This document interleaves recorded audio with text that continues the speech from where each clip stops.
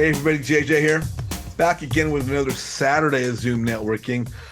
Boy, it's December, it's Christmas time, and we're all busy.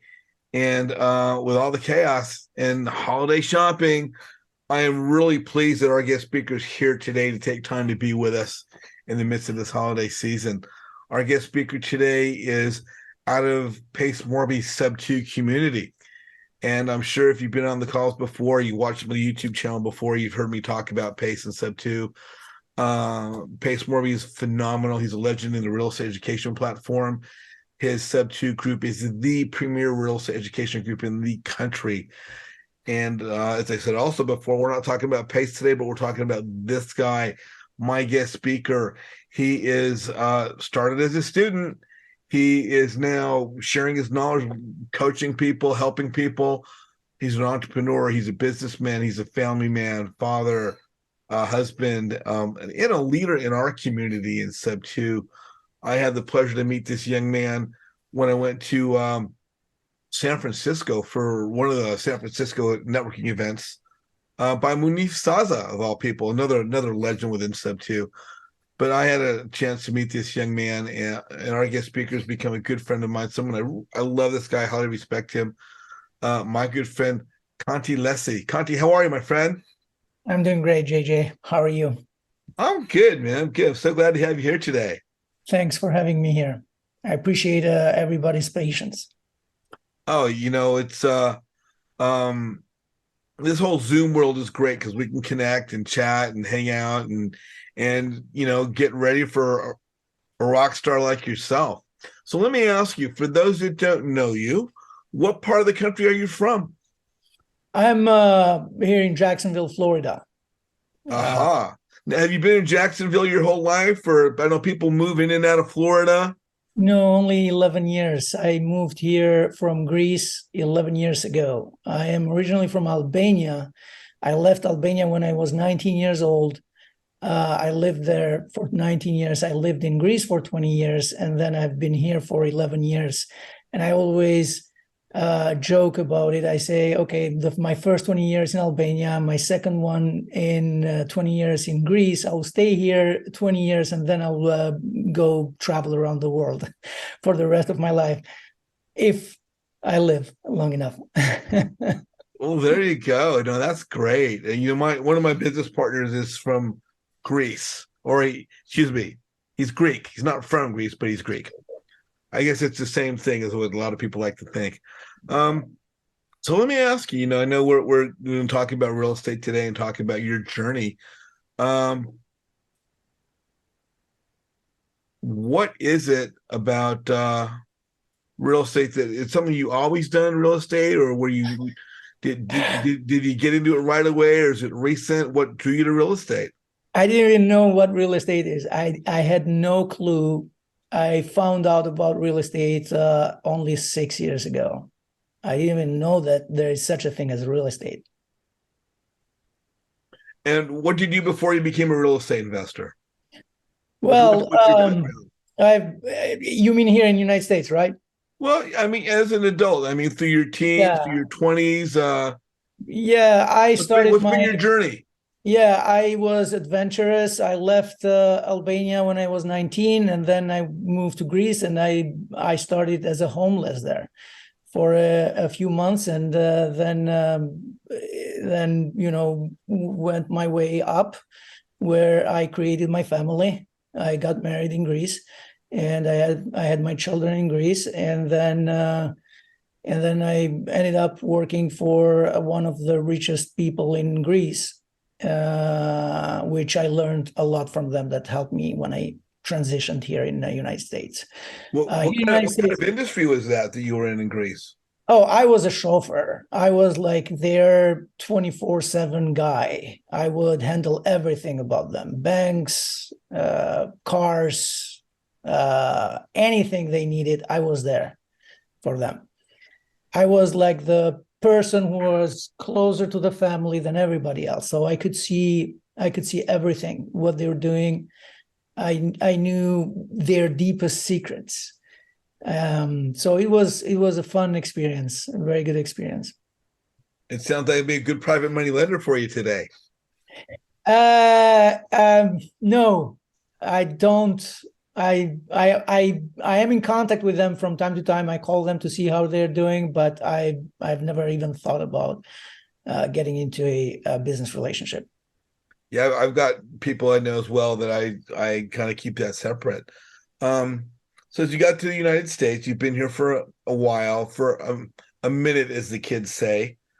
What So did you do in the States here before you got into real estate? so I worked a couple of jobs the first year until I kind of like got I knew English, but I didn't know as well. Like for example, I knew because I learned English from books, but when I came here, I realized that the English spoken English here was Chinese to me. So I had a very hard time first year to understand and to speak. Then after first year, I started a call center here in Jacksonville, and I moved my way up until I became a team lead. And after 4 years of working there, all of a sudden I decided I heard the story is very, very, very incredible. As I was coaching one of my team members, and I asked him about his personal life, and he started saying that on weekends he drives with his car and he tries to find distressed properties and buy them, do lipstick and sell them for a profit. I'm like, oh, this is interesting. How do you do that? And so next thing you know, I went home and I started searching for real estate investors YouTube. Like within 2 months, I got my real estate license and I quit my job, just like that. And first year it was a disaster. Didn't do almost nothing.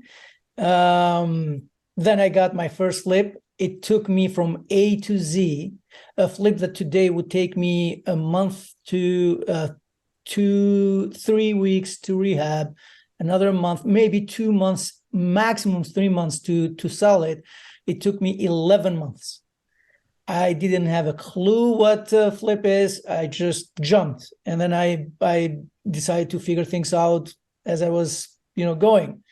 So it took me 11 months. I was lucky enough because the market was going up, and then even despite my many mistakes, I managed to make $30,000 on that flip. And then I got discouraged. I was afraid. I thought that every flip is going to be like that. And then I was introduced to wholesaling, and then actually I did the second flip, which was a townhouse, and it was like a very simple, not a lot of work. Within 2 months, it was done, and then I got introduced to wholesaling, and I started wholesaling. But since the beginning, I heard about creative financing. So, like a curious guy that I am, I started searching, looking. I got excited. I loved creative financing, and then since then, I've done a lot of flips, wholesales, a dozen of creative financing deals, and right now I have a portfolio of 13 properties. Half of them are long term, the other half short term rentals, and I manage short term rentals, for other people. Wow, fantastic. So now how long were you in real estate before you heard about Sub2 and Pace Morby, and how did that transition? How did that transpire? Are you getting Oh, into I joined Sub to like a year and a half ago, I think, but I had already done deals, creative financing deals. So I had done Sub twos, I had done creative finance, owner financing, 0% interest, exit strategies. I've done like lease purchases, contract for deeds, wraparounds. I even had the bank called the sale due, Bank of America, and right now I just refinanced out. I solved that problem. I paid. It was we can like it will take forever to go into details how I saved that property. But yes, I am one of these rare people where the bank wanted to get paid on a sub-2 deal. Wow. I don't know if you are familiar with what I'm talking. I'm hoping I'm not saying something. If you have any questions, if you need any clarification, I can explain. Just because I came late, and that's why I'm very quick. Due on sale, yes, due on sale. Konti, tell us a little bit for those that don't understand what due on sale is. Could you explain what due on sale is for the new investor? So the due sale clause, there is a clause in the mortgage that says that if the seller sells the property, then the bank, the lender, has the right to exercise the option of getting the money, getting paid for what the seller owes. So I hear sometimes in sub 2 where people talk about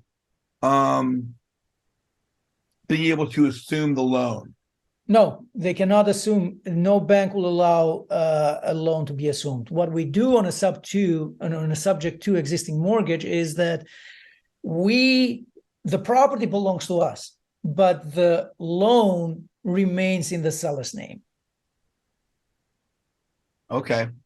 They are responsible. If I default, their credit will get screwed. I have no problem whatsoever legally. Ethically, though, for me is higher than legally. So I take that responsibility and make sure that I do everything ethically so that I don't hurt anybody. And I explained the story that when you were not here, the story how the bank called this the sale due and the loan due, and then I found creative ways. I went out of my way to save the end buyer, which I did. And in this, I got the property back in my name. I paid off Bank of America, and then now I'm doing a contract for deed with the end buyer. The difference of wraparound and contract for deed is the simplest way to explain is like giving this example of a dealership when you buy a car, right? When you buy a car, you have equitable interest, but the dealership has legal interest, which means that the car is yours. You can do anything you want with a car. You can even burn it or crash it or do whatever you want. As long as you make the payments, the lender doesn't care. The car is yours. Once you default and don't pay, the lender comes and possesses the car right away. The same thing is with a contract for deed. They can do whatever they want, but if they default, I can get, theoretically, all right, I can get the house without having to foreclose on them. Okay.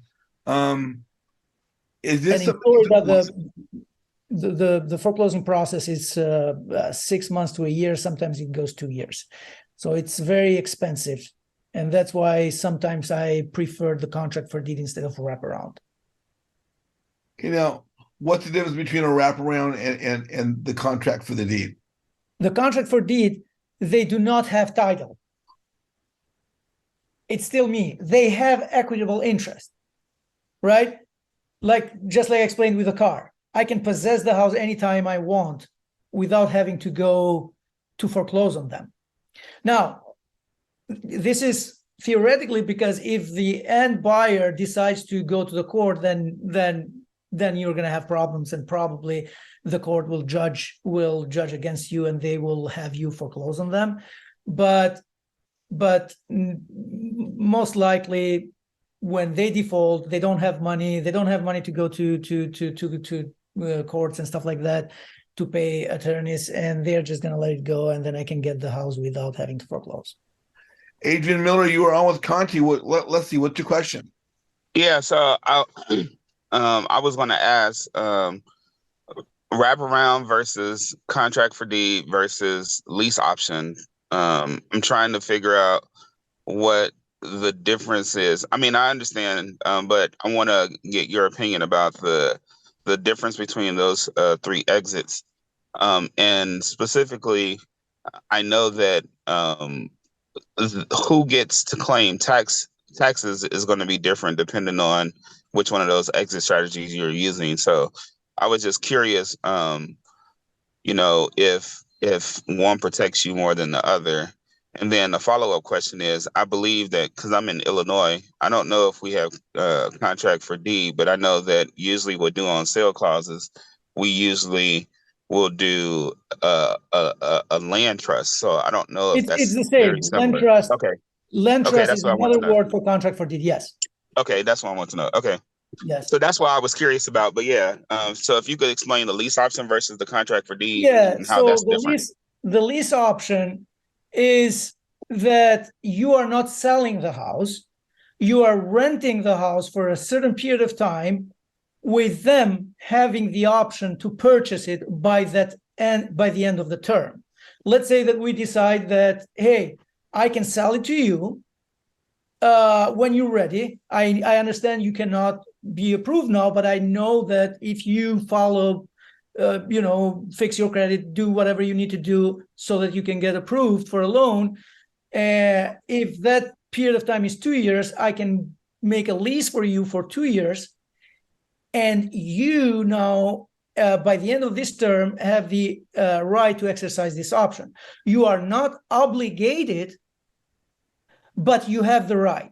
I am the one obligated. I don't have the right to sell it to somebody else. I am the one bound. However, there is a caveat here. They put what we call option money, right, which is non-refundable. That goes towards the purchase price. Let's say that the purchase price was $100,000, and I asked from them $5,000 option money, right? That $5,000. So now he owes me, when he decides to exercise that right, he owes me $95,000. During this time, though, he is, paying rent to me. So in this case, it is very important when somebody wants to do this to have two contracts or two documents. The one is the option to purchase that, and the other is a regular lease agreement, right? Some people make the mistake and they have both in the same document. That's a no, because if you go to court, you present them the lease agreement, then you tell them, hey, I have a lease here with them. Okay, so it's not considered a sale. That's the option, right? The contract for deed, it is considered that they have the house, like the house is theirs, right? The difference is, this is the difference between contract for deed and lease. And for the wraparound, they get completely full. The deed goes into their name completely, right? These are the three differences. And when I've done those deals, because they feel with the contract for deed, I ask more. Like for a lease option, I ask between $5,000 to $7,000. In best case scenario, $10,000 option money. For a contract for deed, I ask a little bit more. Like instead of 5 to 7, I ask 10 to 15. And for a wraparound, I ask a down payment of $20,000, $25,000, $30,000. Like the example that I gave you with the one that I had, I asked for $30,000. So these are the main differences between them. However, I have come to find, I don't know, in every state is different, and that's why you need to ask an attorney. I have come to find that in Florida, even if you have a lease option, if they do decide to go to court, if they have paid more than 5% of the purchase price, the judge will determine that it is a sale and will make you foreclose on them, even on a lease option. Right? It has never happened to me, but now I have changed a little bit as far as when it comes to the exit strategies. because I've seen that Pace Morby doesn't do that. He just holds the property, holds for as a rent, which is the best way. Like, for example, if I had held that property as a rent, I would have no problem on refinancing and paying off the lender and continuing. But I had to go through all this because the property didn't belong to me, it belonged to somebody else.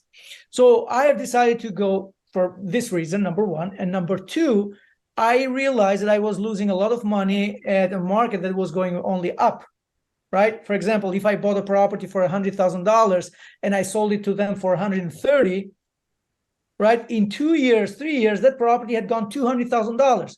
And I'm like, man, had I kept that property in my name, I would have had like a lot of money now if I decide to sell. So this option, this like wraparound lease purchase and contract for deed or land trust are good on a market that is going down, right? That is better to use this strategy. But I love to have properties in my name, so I feel safer with just having rentals. So I have decided, unless there is something that I'm 100% sure, I have decided to go down on these exit strategies and keep the properties for myself.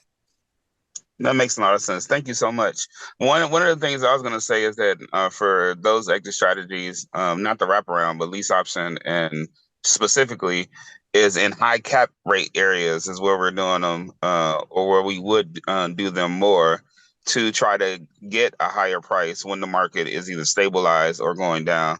But yeah, I totally agree and appreciate it. Lindsay, you are on with Konti Leci. What's your question? Okay. Well, you were about to talk about mindset, which is probably where the answer to my question is going to go. But I'm brand new to real estate and I'm looking for leads and talking to sellers daily. But I'm starting with nothing from nothing. So I guess what would your advice to people like me be? Okay.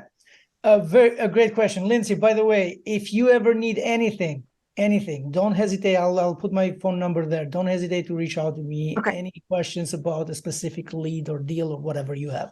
Thank no you. obligations whatsoever, right? As far as what you need to do, like, here's the thing. My family considers me a very risky person, right? When people hear my story that I quit within like 2 months, my job, they are like, oh my God, this is crazy. And they get inspired and motivated. But the reality is it's much uglier. But even though I have been considered as a person who takes risks, right? When I would go and analyze my past and look how the kind of risk, I have found out that my risks were always calculated risks. Okay. Mm-hmm. And the reason I'm saying this is that because, for example, I did quit my job, but my wife was making $100,000 a year, right? So I had her support. When we decided to do this, I said, let me try it. And if it doesn't work for a year, I'll get back to work. Mm-hmm. And she was on board with me. And so it was a risk, but it was a calculated risk, number one, right? And what I've seen in my experience is that either you have some kind of support or some cash reserves that will keep you for 6 months to a year, or I have seen people that have quit that they have nothing to lose whatsoever, mm-hmm. right? Living in the couches, sleeping on the couches of their friends or basements of their parents. They didn't have anything whatsoever. They were complete nothing. They had nothing to lose. And well, it makes sense. They will, they are desperate and they will try something that gives them hope. And then I think we all know people that have become very successful of starting from zero. Mm-hmm. So with you, I would say that you have to see what are your finances. I don't know if you're married, if you have family, if you have kids. I don't know if you do have, you're married and your husband, is working and making enough for both of you. I don't know the specifics. Oh, so I have 2 girls that I raised by myself, and I'm living on first responder pay. And we do our jobs because we like our jobs, not because we get paid well. So I'm working with very little. And so I work full time and then I raise 2 toddlers. So Wow. I can't afford a lot of risk, and I'm not starting with hardly anything except determination. Yeah. Okay. So how many hours? 8 hours a day? So I work 24-hour shifts. So I normally work 2 24-hour shifts, 2 Okay. days a week, which is good because I have the rest of the days a week. It's just bad because I don't sleep those days. That's I think that's very good. My humble opinion is that you take advantage of these other days off and work as hard as possible until you come to the point that you bring enough income from your real estate business, at least the same of what you are getting there, and then you decide when is the right time. You will know when is the right time to just go full time. Mhm. That's my opinion. Second is that you have to be around people that are going to lift you up. Mhm. That you cannot imagine the power of the influence that you have, of the influence of your environment. Your environment will bring you down or lift you up. You could be the sub-2 community, could be some people that you are in touch with them, anything. You have to be around people that will lift you up. And that's a determining factor, because you by yourself, you cannot have that mindset all the time. It is one of the most difficult things. I remember one of my mentors told me, Konti, I can give you the best tools in the world to become successful in flipping, right? He was a 7-figure flipper and very successful. And he said, I can give you the best tools. But if you don't have the right mindset, those tools will avail nothing to you. Mhm. So it is all about mindset. Now, you cannot have, like, it is impossible, the doubts and the fears and any thoughts against what you want to do that are so much bombarding you every day and every moment, then that by yourself you cannot fight this. Without the help of community, the help of people that are doing things, staying around people that are successful, by seeing them, you think that the new normal is being like them, subconsciously, without even realizing it. Mhm. Okay, but if you are with people that are losers, they don't care about anything, just having some fun, scrolling social media all day, then you will think that this is the normal, and it's going to be very difficult to go where you want to be. Okay. Cynthia, you are on with Konti Leci. What's your question? Okay, back to the rap. Okay, because my mic doesn't work all the time. Okay, we'll let you now. Okay, back to the rap. The property was called in. Okay, then you had to tell the rap buyer, the person who the buyer who wrapped the house, and then you went back. You said, with a hard money lender, you bought the house back. So was the house empty? Was the house occupied? What happened? Who ended up?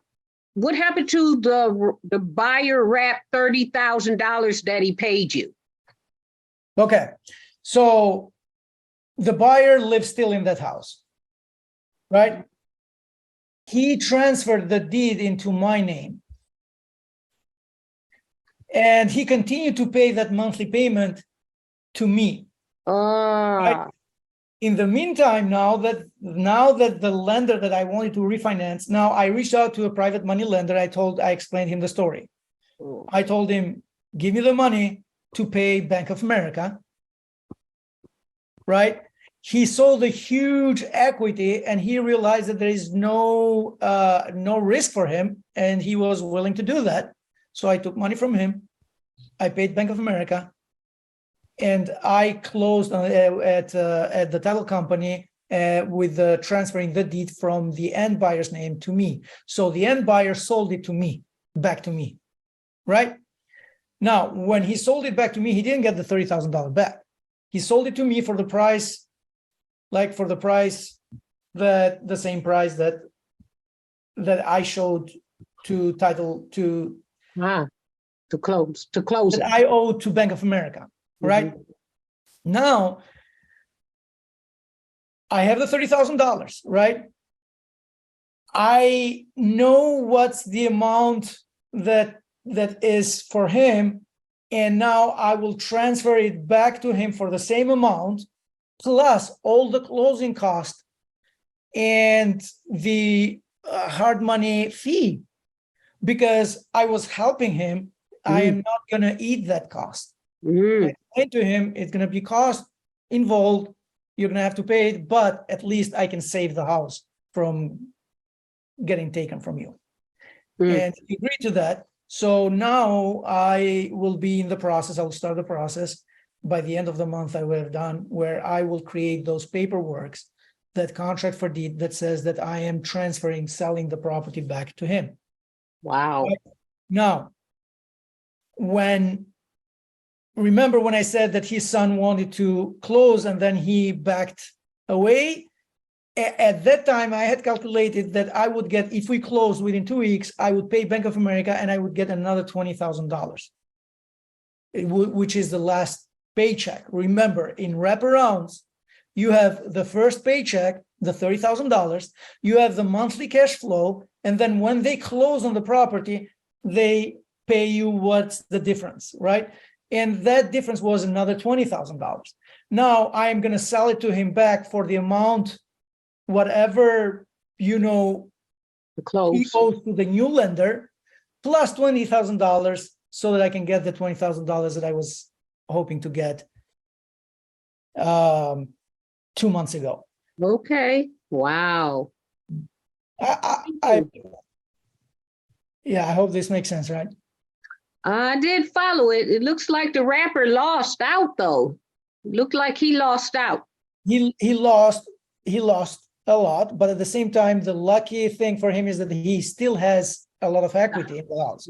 Yeah. Right? The house was, when I bought it, I think I bought it for 160.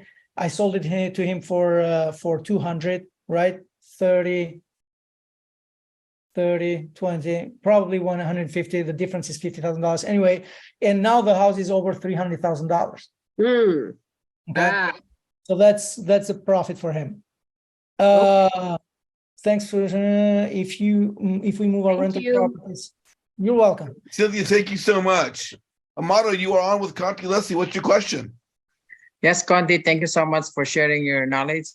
Greatly appreciate it. My question is, if we move our rental properties that we have right now and to move it to land trust, you mentioned land trust earlier. And is there any problem when I plan to, we plan to refinance it in 1 to 2 years from now, so that we could get those down payment put and you just reinvest, snowball? Like, what would be your recommendation? Land trust. While I studied land trust a lot, I have done land trust only once. Actually 2 properties I have done land trust. But one thing that I am not sure, that you have to search it and maybe ask those gurus on land trust. And I have like a few people if you want a recommendation. One thing is that if you transfer it from your personal name to whatever, I think that it's traceable. Like, they don't see in the land trust your name, they don't see it, but they see that from where it came, right? I am not absolutely sure, but I think that this is the case. And as a matter of fact, when I had this problem, I had a lawsuit, right, threat, because my dog bit somebody. And then I called the land trust attorney. I want to transfer all my properties into land trust so that I have, nobody can find that these properties belong to me. And he said, you cannot do it now. So again, you have to look for that. The land trust would be beneficial if when you buy it, right away you buy it in a land trust. Okay, but if you are transferring from here to there, then it's not gonna help much with that. Like it could help a little bit, but if they want to pursue it, they will track you. That is my personal opinion, but it's not 100%. Like when I know something 100%, I will tell you. For this, is just what I think that could be. Because what I remember is if you have it trust, whatever happens in that property, it separates from other property that you, or let's say you have an past rental portfolio under under my land trust. The land trust that I have one now. I had two. One I sold it. I did it flip. I bought it in a land trust, but I flipped it. I bought it as a sub 2, right? And for only how much time I needed to rehab it and to sell it. And then when I sold it, it's no longer mine. But the rest that I am using it, the other one that I'm using it as a Airbnb, which by the way, I bought it on for only $3,000. I'm sorry, $1,500. That is in land trust. And if I can give you the address and you cannot find who I am, who that owner is. All right. That's the beneficial land trust. Now, since I got introduced to Pace Morby's course and knowledge, I changed now the tactic. So I decided not to do it with a land trust. I was in the beginning, I was very wanted everything to be in land trust. But when I got with Pace Morby, I realized that he completely uses a completely different method. What he does is that he has a holding company, right, as an umbrella company, and under that holding company, he has all his LLCs, right? Right. Now, that holding company is a Wyoming company, which in Wyoming, the information is not public record. So nobody can find who the owner of the holding company is. Right. All right. But the other LLCs, my LLCs, are a Florida LLCs, right? And they see, okay, they want to sue me, and they see, oh, who is the owner of 123 LLC? They look it up and they say, oh, it's 123 Holding Company. They go to look 123 Holding Company on the Florida, department. What is this called? Sunbiz.org. I don't remember now, but they look it up and they don't find anything, and they get stuck. Which this is amazing. I don't have to do land trust and all this stuff. Now there are people that prefer this. I kind of preferred this, and I went the Pace Morby route. And the problem with that I've encountered with the Wyoming company is that when I go to banks, I cannot open a bank account here because they want a Florida LLC.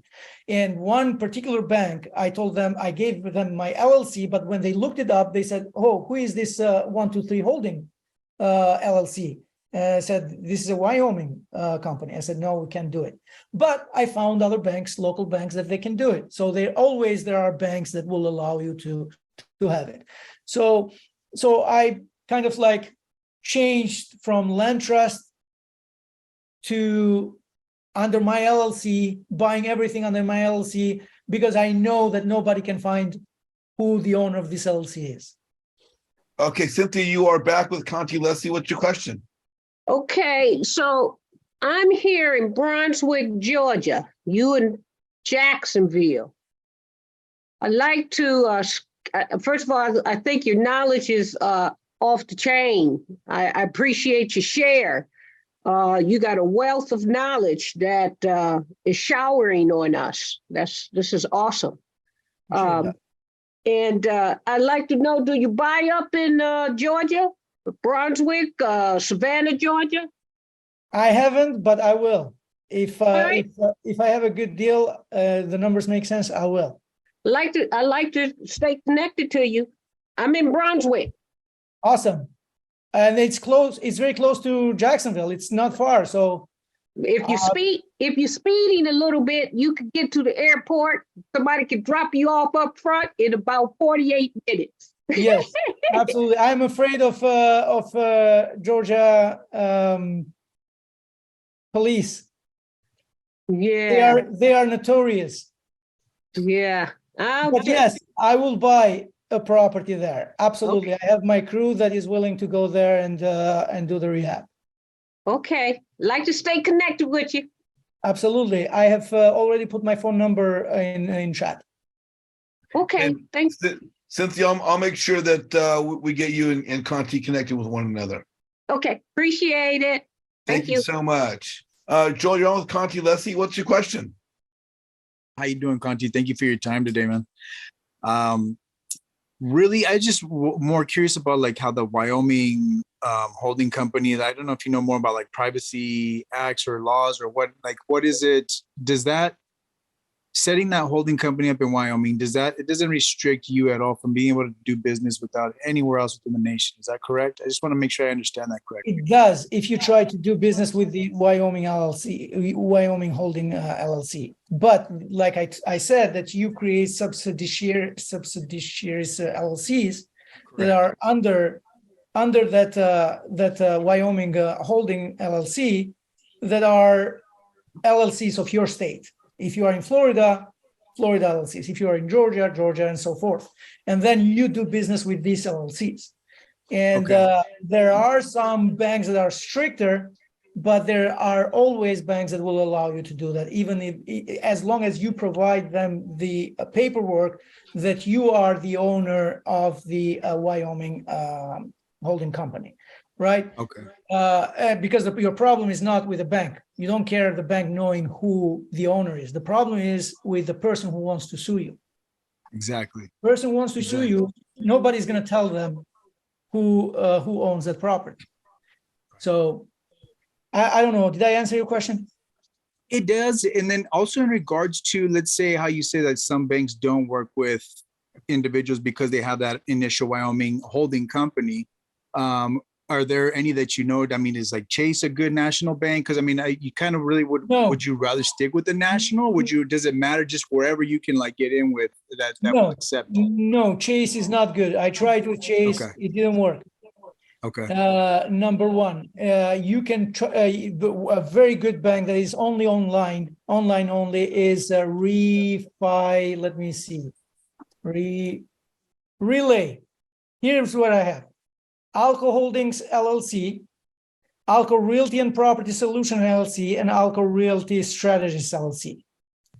With Relay, I can do anything here, right? And, you know, this very, very good. I heard from sub students that they are using it and very happy. And then I went with them and I tried them. They're good, but still, for some reason, I wanted a local bank. So I am mainly using a local bank here that allowed me to do that. But I have some funds in that bank as well. In that Relay as well. Okay. All right. Thank you so much, Conti. You're welcome. Joel, thank you. Conti, I have a question for you on that same topic there. You said Chase Bank would not allow you to do what with the Wyoming holding company? What would they not allow you to We do business only with Florida. That's what they said. We can do it. Okay, so like, here's the thing. Let me take this back, right? Because I am the guy that I hear something, I like it, and I go and I jump and I figure things out along the way, right? So what I did, I went to Chase and I said, I need to open 3 bank accounts, one for Alco Holdings, one for this, one for that. Once they saw the Alco Holdings, they said, we can't do that. So I went back and then I started looking around and asking questions and I found Relay. However, I just wanted, and then I realized that, they told me from this company, Prime, what's the name of this? corporate services? Yes. And they told me you don't have to have the holding company at the same bank. And then when I went to this bank now, and I just presented them my Alco Realty and Property Solution LLC, which is a Florida LLC, they accepted it. they saw that the owner is Wyoming, blah, blah. I gave them operating agreement and the IRS number, and they accepted it. So going back to Chase, if you go to Chase and you don't have to put the holding company there, only your state company, wherever you are, they might accept it. I don't know. Okay, because I've got Chase, I've got a few LLCs, some are in California with a Wyoming holding company, some are in Wyoming with the Wyoming holding company, but I'm still in the process of getting everything streamlined. So I guess I still have some things to find out still. Adrian Miller, you are back. You're on with Konti Leci. Hey, I think I might be able to provide some insight with regards to the Chase and the Wyoming thing. I just opened my account with Chase, and they'll ask for your Wyoming holding company information just to verify that you are the owner of that and that it owns the LLC that's operating in the state that you're in. So you won't have any problems doing that. One of the issues is going back to the Wyoming versus not is in doing business in other states is if it's if you're holding property or you're not. So if it's active versus passive, if it's going to be passive income and you're holding property, then you won't be able to open the account the way that you want. You'll have to have an LLC that operates in the company. But if you're flipping and you're just doing stuff all over, then you shouldn't have any problems doing it because you're not holding the long term. No. I'm sorry, let me interrupt you. That's why I have two LLCs, one for my active business and one with for my passive business. Both of them can be in the you can be with Chase. The difference is that you never do business with the holding company. Yeah, sure, absolutely. Yeah. Yes, and I was it's just an umbrella company. That's it. You don't do business with the holding company. Right. And that's absolutely true. The holding company that I have, it has a bank account with Relay Financial, but it's just to hold money in it. You don't do any other business with it. Yeah. So that's absolutely true. I wanted to ask you a question though. So one of the things that I was curious about is it goes along with mindset, but it's about strategy. I have a very lucrative job and it has actually held me back for a lot of years just because I make a lot of money and a lot of people depend on me. So I haven't been able to really grow and scale my real estate business the way that I would like. But I'm at the point now where I'm starting to focus in on doing that. One of the questions I'm going to ask is a lot of people I notice are wholesaling because they don't actually have a lot of income to deal with. So they're trying to wholesale to get their money up. But one of the questions I was going to ask is, I'm not necessarily in that position. I have money. It's not like I'm rich, but I have money. And so I'm wondering, would it make more sense to focus my time on multifamily, small multifamily, and trying to scale my rental portfolio as opposed to trying to generate a bunch of leads from doing wholesale deals or flipping? I'm just curious if you could look back on your past self and say, hey, I've made it this far. If I had to start over again, this is what I would do. This is a freaking amazing question, right? It's an amazing question. And how do I start? And I've looked back all the time, and I have asked this question that you're asking, what if I were to go back, what I would do, right? One of the problems, one of my biggest mistakes, even though I had mentors tell me mentally, intellectually, I knew it, but I just couldn't, is that I did not stay focused on one freaking thing. I love to do flips. I love to do wholesale. I love to do long-term. I love to do short-term. Oh, then short-term. Oh, let me do short-term. Then land trust. Oh, let me do land trust. Then this. Oh, let me do this and this and that and the other. And I am telling you, if I knew what I know now and I had to go back, right? It does not matter what that is. The circumstances will dictate what that is. For somebody it could be wholesaling, for somebody else could be flipping, for somebody else could be whatever. But I do believe this. If I were to go back, I would do one thing, and that thing would be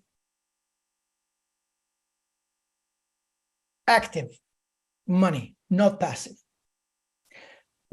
And let me explain. I love passive income, right? And the active income that I would want to be would be only temporarily, so that I can grow very quickly in passive income properties, right? What I did was, I bought this, let me wholesale it, or let me fix and flip. No, this is a good opportunity. Why don't I hold it for myself? But that slowed me down.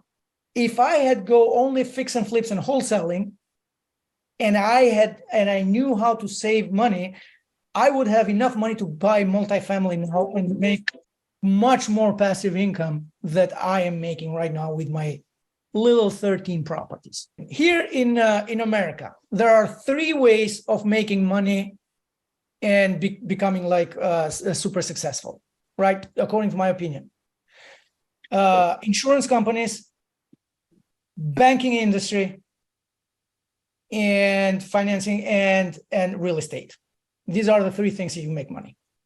But what I've come to realize from people, around me, from private money lenders, the most freaking easy money and passive income, real passive, is lending money to others, hard money, right?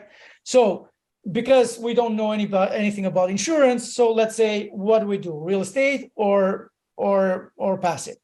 So if I had done this, I had worked hard for 2 years and I had made 2-3 years, right? Let's say that I had focused so much on flipping that I would do like 2 to 3 flips, or maybe sometimes 4 flips a month during the period that was, the economy was going up. Like $30,000 to $50,000 per flip. Like if you do, let's say 2 flips a month, right? It's $60,000 times 12. How much is it? It's $600,000, $700,000, $20,000, right? For 2 years, I would have 1.5 million cash, right? Now think about it.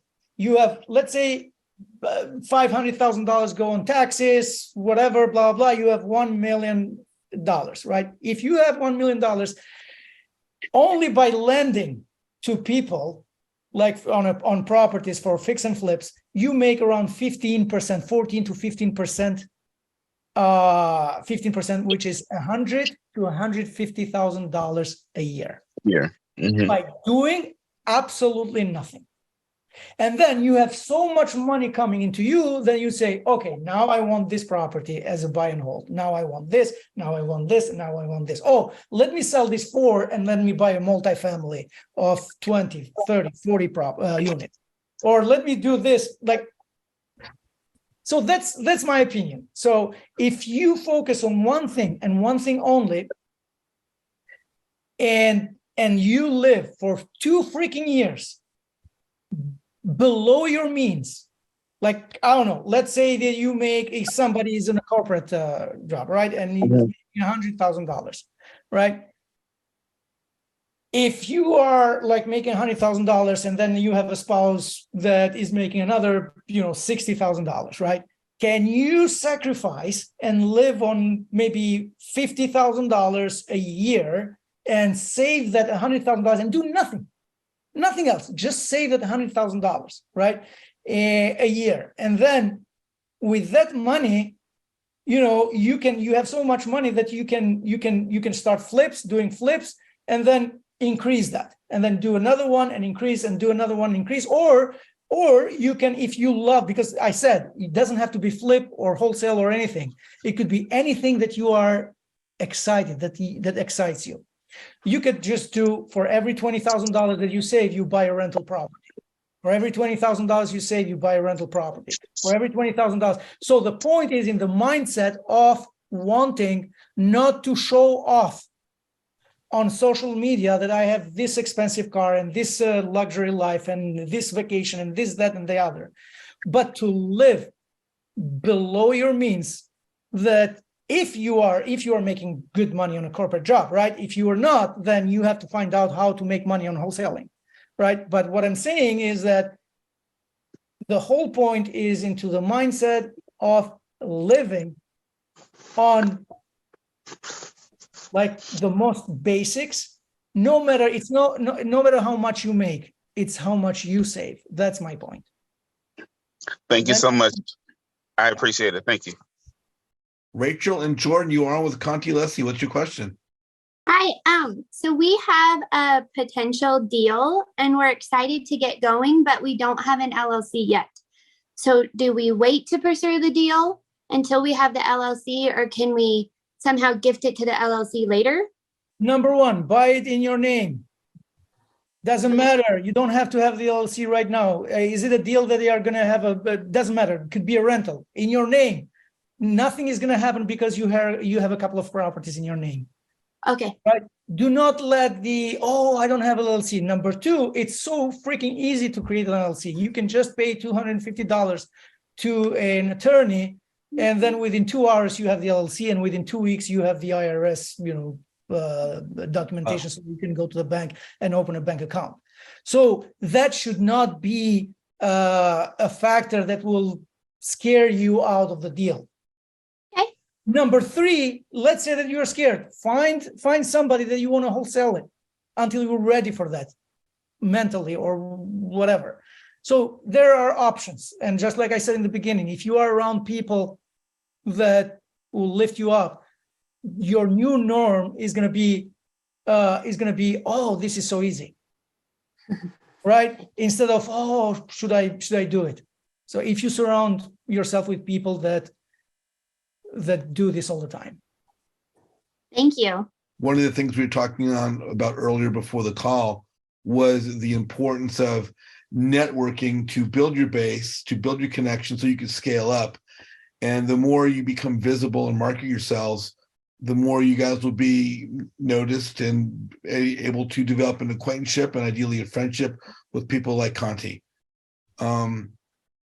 So if we have a couple more questions, let's bring them. But in the meantime, Konti, I wanted to ask you a question. My group is about networking. And yeah, I talk to people all the time about the importance of networking, but after a while, I kind of sound like a broken record. But from yourself, an experienced investor who is successful, and you've amassed properties and you've been doing the deal. For the new investor, what is the importance of networking in general, and possibly joining a group like mine, the Networking Network, by Mastermind Networking? Okay, so number one, if you are a new investor or aspiring investor, going to tenured investors and telling them, hey, I want to pick up your brain. Tell me, let's spend your valuable time with me so that I can learn. Nobody's going to do that. Right? You're going to fail very, very soon. You're going to realize that it's a waste of time. Networking, like getting to know people, right? Going into meetups and getting to know people, and then as you know people, then whatever value you can add to them. For example, on a private money lender, you can add value by asking them to lend you money, right?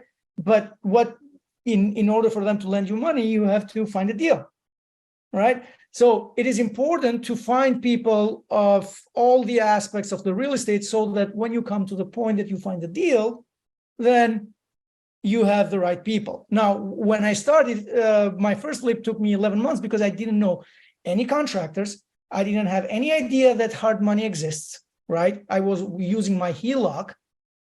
If anyone doesn't know what HELOC is, let me know. And then looking for people to do looking for AC guys, looking for drywall guys, for frame guys, this and that and the other. Then that's how I got to know people, and that the person led me to the other, and then to the other. But what was the secret? The secret is that I took action. All right. There is an expression that's aim, ready, aim, fire. And it's not ready, aim, fire. Ready, aim, fire. It's ready, fire, aim. Right? You fire first and you miss, and then say, oh, let me go. I have to go a little bit on the right. You fire again and you miss, and then you aim again better. And the third time you hit it. But if you aim and aim and aim, and I'll give you an example.